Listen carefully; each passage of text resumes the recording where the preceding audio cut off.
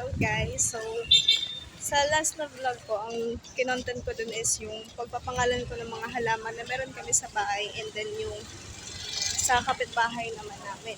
And ngayon, ang i-content ko naman is yung halaman naman na meron dito sa school namin. So, ayun. This one is called Philippine tea tree. This one is called Devil's Backbone. And then the Madagascar Periwinkle, oyster plant, Bredasort gasteria, and then palm lily, and another oyster plant.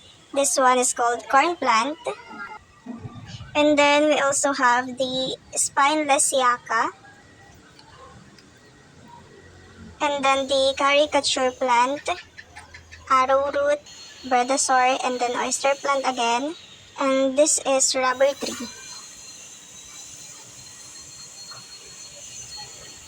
And then another oyster plant, and golden photos, Song of India, and this is Philippine tea tree,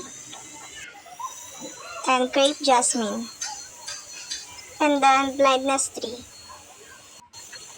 Hanggang dyan na muna kasi napagkakamala na akong baliw dito sa labas. Nakakahiya na rin. Babush!